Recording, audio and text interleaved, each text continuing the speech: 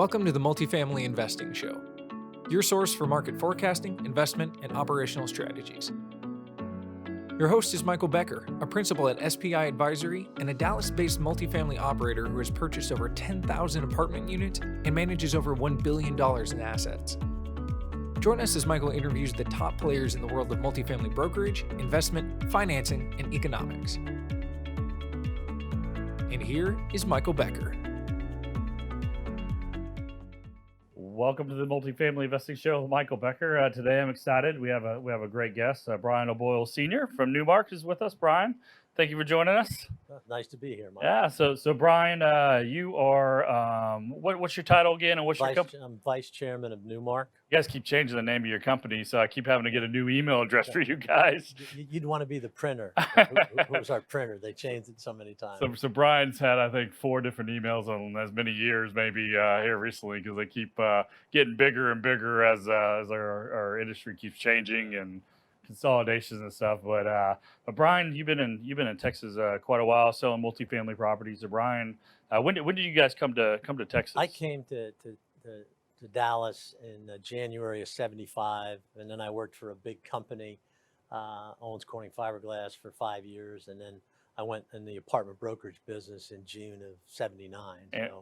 So I've been doing that for a few years. Yeah, just a few. Where did you move from New York, right? I moved from basically Westchester County, about Ardsley, New York, about 20 miles north of New York City. Yeah, a little different, I'm sure, coming to Dallas in 1979 or 75, excuse me. But so Brian, you've been around a long time. There's probably not a building in town you haven't sold 2 or 3 times, I'm sure, at this point, if not more. I'm sure you guys have a few annuities that you kind of, every 3 to 4 years it keeps trading, and you get yourself in the middle of it. But maybe I thought that you could kind of start a little bit. Tell us a little bit about kind of Newmark, kind of what do you guys do? Kind of maybe some of the sales volumes that you guys have done last year, and as we're wrapping up 2020, going 2021, what does that look like? I've been with Newmark since December of 2014. In our office, we have 7 different multifamily brokers and a land broker. Last year, we did a little over $2 billion in volume. In the first 10 months of first 10 weeks of this year, we did $1.1 billion, which is normally, that's a pretty good year. Yeah. And then the pandemic hit, and we did, came to a screeching halt. So we did basically nothing from April 1 to basically July 1. And then what we started to see is the spigots turned out. I mean, if on April 1 you said, how many more deals would you do this year? I'd probably say, I probably got a better chance of doing 0 deals than what we did. So what we found is that we closed 12 deals since the pandemic started. And then we've got another 12 deals under contract. And the interesting thing was on the 12 that are under contract, basically 10 of those 12 deals had hard money day one. Yeah. The market's pretty competitive out there. And I think what we saw, there were 2 deals that a seller actually wanted to go the full marketing process. And between those 2 deals, we had 50 tours. Oh, wow. Which in this pandemic is a big deal, because the first 12 that we did were basically being the people who were showing up were basically regional or local people, because no one was getting on planes. Yep. Then the second batch, we started to see people getting on the planes. And I would probably say the biggest source of those buyers are coming out of New York, and they're coming out of LA. And I think the biggest reason for that is that a lot of these buyers are looking at some of the local landlord-tenant legislation and where they think the market's going. Yep. And so that's why they're bailing out of New York and they're bailing out of LA. And in LA, as an example, and the city council passed an ordinance that you can't evict anybody until January of 2022. Yeah. So, that creates a lot of challenges. So you say, why do people look at Dallas? And I think and Texas in general, they think that Texas has probably got the most pro-landlord laws in the United States. And that's probably the last place they're going to have to worry about landlord-tenant law changes and what have you. And I think, the other thing that people look at When I guess here's a good example. If you were renting a U-Haul in LA and driving it to Dallas, that costs $4,000. If you were renting a U-Haul in Dallas and driving it to LA, that's $1,000. Yeah. So that might tell you a little bit about. But then I think as we look at the dynamics of, just like the Dallas Chamber now is chasing 79 deals. Yeah. And there's a lot of big deals in here, and Big corporate relocations. And why is that? People, a lot of investors before wanted the gateway cities. I want New York's, and I want the Californias, the LA's, the San Franciscos, and the transit-oriented development cities. And now what the trend is to go away from that and go to cities that have less dense but have tremendous growth potential. Yeah. And my contention is, if you look at the most fiscally challenged states, the more fiscally challenged the state is, then what you're going to see, the evolution. I'm going to put more taxes on there. I'm going to make it more difficult for you to do business. And Dallas is going to be the net beneficiary of a lot of those moves. So let's go back a little bit. So about 45 years ago, you were one of the first guys to get the hell out of New York and come to Texas, way ahead of the curve. How's our market really changed? I mean, a lot of people that are in this business, maybe even including me, right? I'm in my early 40s. We kind of going, a lot of the guys in the business kind of going through the first down cycle. And this one's been different than all the others. Been deep and short at the same time, but really hasn't impacted the investment sales market too terribly much, short of you sitting at home for 3 months doing nothing and then kind of getting right back. It's kind of like you hit the brake and then all of a sudden you're back at 100 miles again, 5 minutes later. But, how's the market evolved? You sold your first deal in 1979, you said. What was that deal like versus kind of like today? And maybe we can kind of talk a little bit of a history lesson on how we kind of evolved from the 70s, the boom cycle of the 80s, the bust of the RTC, back to another boom cycle, right. A bust. You're probably on your fifth or sixth one at this point. Yeah. So when I first got into business, say June of '79, what I did, where I first started out, was in Oak Cliff in South Dallas. Yep. And so I started down there, and then I started evolving to other deals. I went from Class C deals into B deals, and then eventually into Class A deals. But I think as we look at, the evolution of pricing along the way, I mean, it's been incredible. I mean, as I look at deals just even 5 years ago, as an example, 5-6 years ago, you could buy anything you wanted in Bachman Lake for $25,000 or $30,000. Now we just did a two-pipe chilled water, two-pipe flat roof chilled water system at $105,000. In Bachman? In Bachman. So, or then if you look at the Woodhavens, you could have bought anything out in Woodhaven 5-6 years ago for probably $15,000, and we're doing deals there now, the $80,000 to $100,000. But I think when you compare, how does Dallas compare to other markets? We're still a relatively cheap market. Yeah. If you look at what are investment alternatives, and to me, the only thing you can really invest in today is multifamily, and you can invest in maybe industrial. Sure. On a risk-related basis, a multifamily, I think, is a much better bet. In other words, what people look at are three things. They look at, okay, if I'm going to invest in something, I want something that people absolutely need. It's a necessity, and and so everybody's got to have it, and it creates to wellness. So multifamily is, I think, a beacon of opportunity out there. But I mean, just when we look at, the evolution of pricing, when people say, "Oh my God, I can't believe you could have bought that then," and then in 5 years we talk, "Well, remember you could buy a deal at $80,000 in Woodhaven, and now it just sold for $130,000 or $140,000," and so I think that you're going to continue to see a large in-migration of people. And again, the other thing you're looking at is on single-family homes. The average price of an average single-family home is $299,000. Well, 5 years ago it was $165,000. Yeah, sure.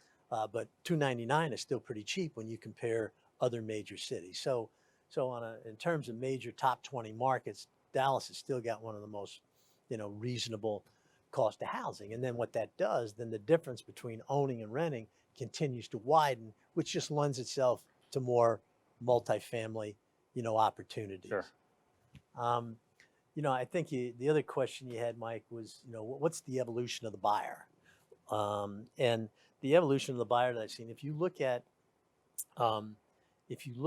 where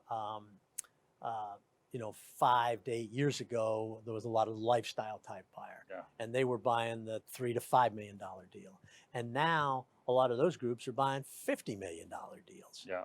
And and a lot of them have got the ability to raise money quickly, which enables them to be able to compete with more of the institutional buyers, because the institutional buyers need a lot longer. Like, you're a quick decision maker. You can look at a deal and say, hey, I'm in very quickly. Because I put my own money up, and Right. either I can raise the capital or I can't. Right. And so with a lot of these institutional players now, we did a deal that we sold to an institutional buyer up in a northern suburb of Dallas. And it was right during the middle of this pandemic, closed maybe 3 weeks ago. That buyer wasn't even able to get on a plane. They had to rely on their local asset manager. They were basically familiar with the submarket, but these guys can't get on planes, because if they do, then they got to quarantine for 2 weeks or whatever it is. And so the what I call the entrepreneurial buyer, I think, has, even though you're competing with a lot of, the gorillas out there, I think with their ability to raise money quickly, they can still be pretty competitive on the term. So I think that's probably a function of, or my perception of it, because I'm living proof of what you just talked about, is you go back 8-10 years ago, you got those kind of the investment club type buyer, local people. We'd go out and buy a $5 million deal. I think my first deal was $4 million. I had to raise $1.2 million. I didn't know how the hell I was going to raise $1.2 million. And today we just bought a $90+ million deal and had $27 million in equity. And 8 years later is kind of where we progressed. But what's happened was we bought that deal. It was a 70s vintage flat roof deal in Garland for like $24,000 a unit. Sold it for $45,000-$50,000 a unit. I'm sure that today is now $100,000 a door, give or take. And we sold it too damn early, really, probably. But what it did is I recycled that capital. I doubled or tripled up the money, and then I did the next deal and I doubled that money up because through the last 10 years, I think basically what you're describing in Bachman Lake, prices, basically probably rents have basically doubled and prices pretty much have tripled kind of on average in the Texas markets and Dallas-Fort Worth specifically. So returning this capital, getting more and more, having shows like this, some of the other podcasts out there, the awareness of the space, the ability to crowdfund and taking capital really has kind of completely changed the marketplace. So I'm sure even 15 years ago, you're probably doing deals with guys on the back of the pickup truck signing a contract, right? And that's not the capital. Even the less sophisticated capital is so much more sophisticated today than what it was 15 years ago. So I think that's probably really what's behind it. And maybe that's something that a lot of the people that will watch this don't really kind of understand. Talk a little bit more about the kind of the differences between like a group like mine. How do I act? I could look at a deal versus that institution. I used to could have got on an airplane, but like, do institutions put hard money up on a regular basis? What's kind of their investment decision and kind of your perception of a group like mine and our investment decision process? I think that I prefer, as a broker, you prefer to deal with somebody that is a very quick study and has the ability to make decisions quickly. The difference, you go out and look at a deal and you say, you probably tell me, hey, well, subject to due diligence, this deal fits my deal and I'm all over it. The difference, if you had the tour 1 hour after you took the tour, the guy comes in, he's from Hartford, Connecticut, and he said, very non-committal, I'm going to go back, talk to my committee, and then 2 weeks later, he'll call you back and say, hey, well, we did discuss it in committee today and we decided to pursue it. And I said, well, the guy put it under contract a week ago, so it's all the steps that need to go before they can commit to a deal versus somebody like you. You're a quick fix, you understand opportunities, and that's what enables you to get a lot of deals. And then, as a broker, and we've done a lot of deals together, because we know if we're dealing with Michael Becker, you can take that guy to the bank. If he tells you he's in, he's in. Yeah. And the worst thing you can do to a broker is you throw him under the bus and the guy can't perform. Because then all of a sudden the guy has another deal he wants to chase, and the guy realizes, hey, the guy threw me under the bus, and it really strains that broker principal relationship. Right. So your job, really, the way I look at it, is twofold. One is you have to deliver the best price and the best economics to your seller, your client, the seller. But really, two or kind of one and 1A really is certainty of execution, right? Because you're going to go to the seller and say, hey, this is my recommendation. We vetted all these people. We had a call, we had a questionnaire. This guy's owned 20 deals in town, and this guy's fresh into town. No one knows who he is, So you want to take the higher price here, or the more certainty of execution? And that's kind of the weighing that you're doing. So if I'm coming in, I'm fresh out of town. I'm coming out of the Northeast, and I want to make a name in Texas. What I need to do to catch your team's attention and get kind of to the front of the list. Well, I think what he has to do, he has to, really respond.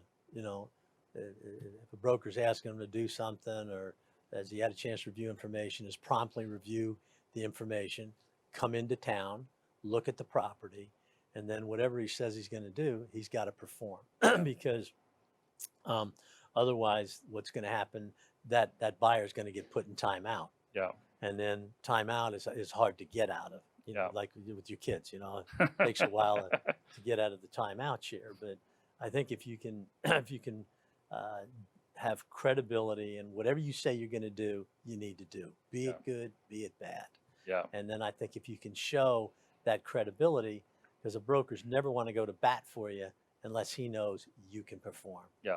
Because the worst thing that can happen, then the seller, you make a recommendation and the seller goes, ballistic.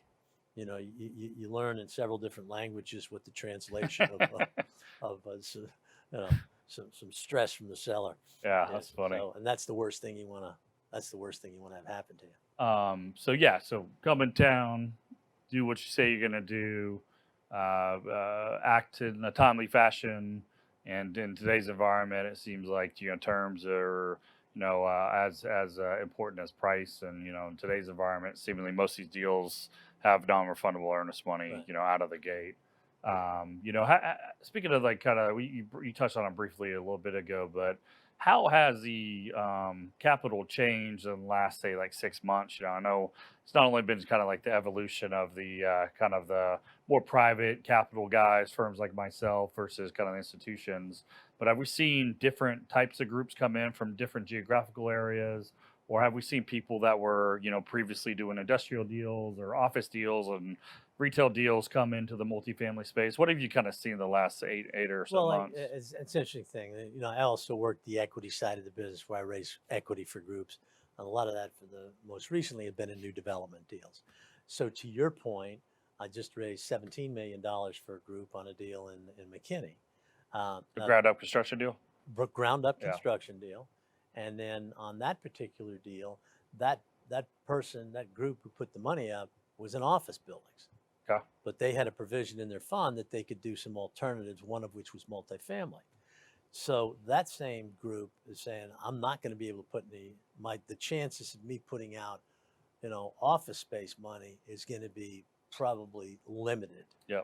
And yet, so this group wanted to put their foot in the water, and they did it on basically a low cost basis suburban deal that had a good yield to cost, a reasonable exit price, both on the cap rate and the price point.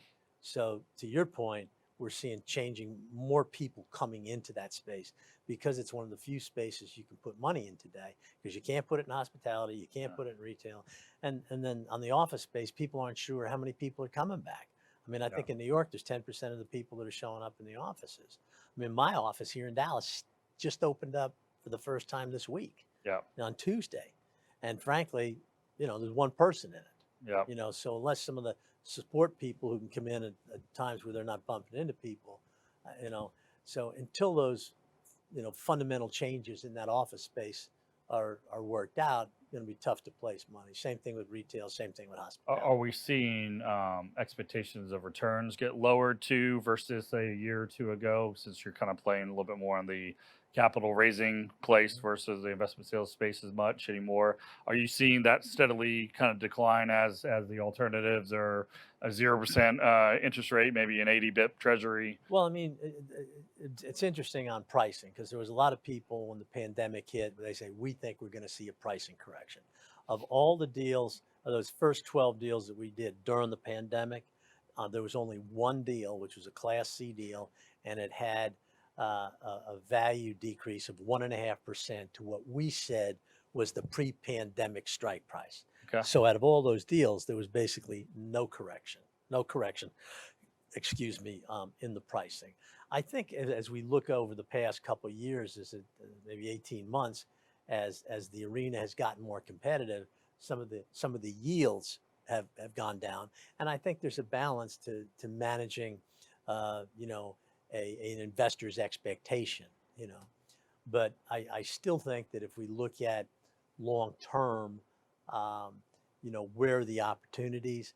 I mean, I think there's going to be more opportunities in a place like Dallas than probably anywhere else in the. But the equity that we're able to place here, are they expecting, a couple percentage points lower in a return than they would have maybe, 2-3 years ago, just because everything's so difficult now and everything's so tight? On the new development deals, they're a little bit different. Like the metrics on the suburban deal I was doing, that was probably about roughly almost a 7% yield to cost on trended, maybe 7.20 trended. And those deals are typically 35% equity, so you're not having to have recourse financing. And then the overall multiple on those deals is probably about a 1.9, but there's more risk there Sure. than the deals you're doing. Those metrics don't sound that different than most of the deals I put out right now, and exactly. I collect rent, Right. day one. And then I think it's a question of, I think with age, your tolerance for as the Italians say, agita, indigestion, become less and less and less. Yeah. In other words, typically when you're 20s and 30s, you're doing the C's, and then getting your 40s, you want to do the B's, and then you get in the 60s or 50s and 60s, you want more of the A- and what have you, because you want a little bit less management intensive deals and what have you. But I just think there's such tremendous opportunities across the A, B's, and C's. And what I've observed here, certainly over, the last, 5-6 years in particular, these cap rates really have come in on top of each other, where, you go back 5 or 6 years ago in Dallas Fort Worth, you could buy a brand new Class A deal for like a 5 cap, B deal was like 6.5, and a C deal was 8.5. Now, an A deal is like 4.5, a B deal is like 4.75, a C deal is maybe 5, maybe, and then you throw a value add component, make those cap rates even lower than what I just quoted. So it's basically, you're not really getting compensated for having an older, maybe lesser located asset. Everything's pretty much the same cap rate in today's environment. So I guess really the differentiator is, is there the value add story, which I know every deal you guys put out has the value add story with it, whether it's real or not. And then I guess, kind of the size of the check that you can come out and write, so can you go out and write a $20-30 million check, or are you limited to, $5 to $10 million? So you have to buy older or smaller type assets. That's kind of really what I function. What I've noticed really kind of changed quite a bit. And, I think a lot of that's really just driven by interest rates. And then the interest in the space is, infinitely more than what it was, a decade ago. Have you noticed in Dallas Fort Worth? I mean, we're a market of many markets, of many submarkets. I don't know exactly how many submarkets we have in Dallas Fort Worth, but we have, nearly 800,000 market rate apartment units. Right. So it's one of the major, top handful of markets as far as number of units in the entire country. Have you noticed any sort of changes here recently from like suburban to urban? You read a headline a decade ago, no one's going to live in the suburbs. Everyone's going to live downtown. And then now you read the headline, no one wants to live downtown. Everyone's in the suburbs. The truth is probably somewhere in the middle. But have you noticed any sort of recent changes to that? To me, the most difficult, the biggest challenge we have in selling deals is like if it's an urban deal, it's harder to sell that today. And why is that? Well, I think a lot of it is that there's so much in the pipeline down there. The rent increases are going to be relatively flat for 12, 18 months. And then, so there's the flight from like the rage was 2-3 years ago. I want infill, I want this. And then all of a sudden it's like, now I want suburbs. I want suburbs, lower cost basis, good school systems. Yep. And so, and that's where a lot of the jobs are going out there. I mean, if you look, I was talking to one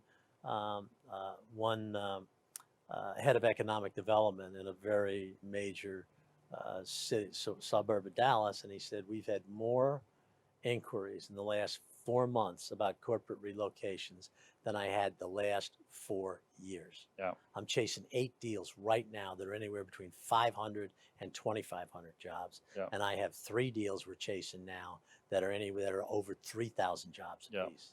So, and basically what it becomes is that those decisions on those relocations, it's not it's not really a real estate. It's not a, what's the rent? If I'm paying $40 a year, $50, it's really a human resource decision. Yeah. Where they're saying, what's my ability to attract talent and retain talent? Yeah. And so it's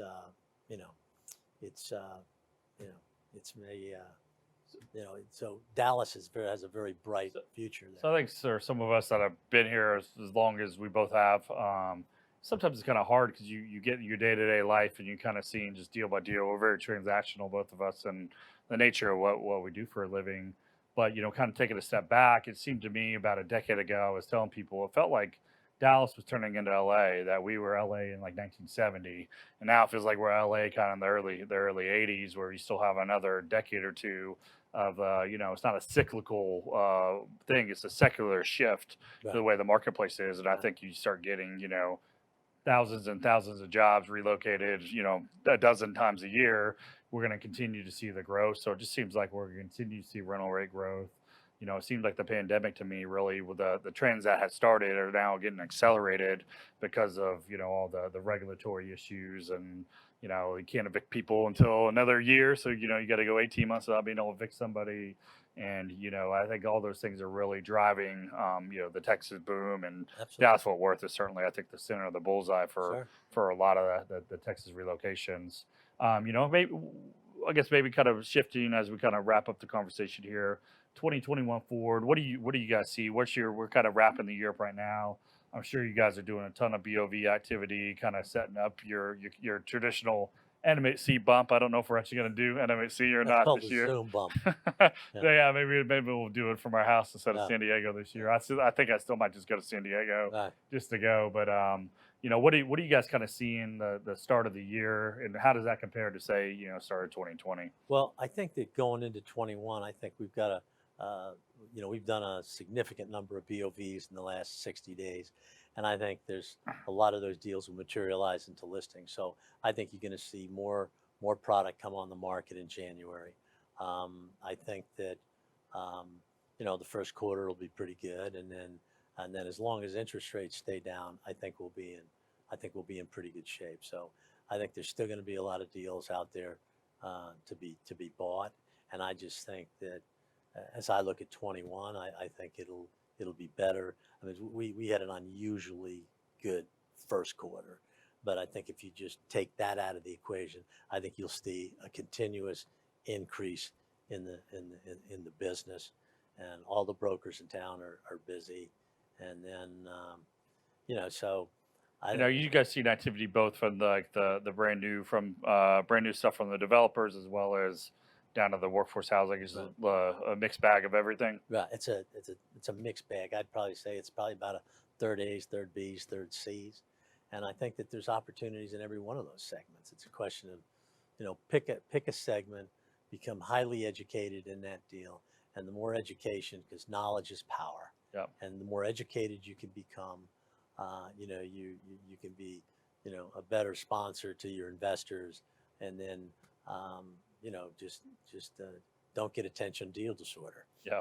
Because you can't medicate that. That's right. Is there anything that has you kind of concerned more than not? Because it seems almost unrealistic that we aren't going to see more pain. I mean, I think you would have talked to me back in March. I think we both would have thought, man, this is going to be a real painful year. And like, besides us just sitting at home for 3 months and then getting right back out in July, seems like we really haven't felt the pain that we should have. And I know there's a lot of stimulus money, and 0% interest rates certainly don't hurt the situation, at least what we do. But is there anything that you're concerned of, or if you are concerned of it, what would be the thing that you're kind of looking out for? Well, the thing I was concerned about initially is what is the sustainability of those collections? And when on month after month we did that, well, we'll see what happens next month, And a lot of buyers back in April were saying, well, let's see what happens come September. Yeah. And then I think we've seen that for the most part, the collections have remained very consistent. in terms of the political situation, we really haven't seen much of a fallout if it's going to turn out the way it is. I don't really see that as being, depends what's going to happen with, capital gains, but, realistically, I think they'll have a hard time getting that through because I think they'll split at least one seat in Georgia. And then, I still think there's imputed interest in the sponsorship stuff. There's, step up and basis issues. There's a lack of the step up. But I think we'll get through it. And then as we look at just what are the alternatives to invest in that have stability and less risk. And I still think on a risk adjusted basis, multifamily has been one of the best deals. When I got in the business in 79, it was great from 79 to 84. Then the airbags went off from January of 85 to July of 88, and then it came back. And I had a great years from 88 to 2009. Then the airbags went off, the brakes got pumped, and then 2009 was abysmal. And then from then on, it was happy days. And the golden age of apartment ownership and apartment brokerage, I'm sure. So spoken like a true Dallas broker. Brian, if people want to know more information about you guys or Newmark, or maybe even get on your distribution list for future listings, what's the best way to find out more information? Just call any one of the brokers that's on our website, and they'd be happy to put you on the list. But take the time to get to know these guys and tell them what you want, what your hot buttons are, and how your capabilities to perform are, because that's how you're going to continue to see the number of deals. That's how when you're in a competitive bidding situation, that you want that broker to go to bat for you. And the other thing I would say that I've seen some guys make mistakes on is, let's say the broker does a good job, he sells you the deal, and then the seller gets Alzheimer's on the way out and forgets who bought him the deal. That's probably one of the quickest ways to put your nail in the coffin. I mean, because every competitive broker says, well, okay, he sold it to the guy. But if some broker sells a deal to you, and assuming he hasn't, upset you along the way, it's normally, it behooves an investor to go back through the same broker. And because otherwise, I think you really alienate yourself. And at the end of the day, you basically, most brokers will put them in timeout. So don't want to get in timeout. So Brian, definitely appreciate it. Thank you for coming in, sharing those words of wisdom. I would certainly encourage anyone looking to come in Dallas-Fort Worth. Newmark sells as much or more than almost any other shop in town. So there are a bunch of good guys over there. Certainly transacted several times with Brian and his team. So thank you for coming in, and we'll see you guys next week. Great. Thank you. Take care. Follow the Multifamily Investing Show on Facebook, YouTube, LinkedIn, and your other favorite podcast platforms. To learn more information about investing with Michael, please go to www.multifamilyinvestingshow.com.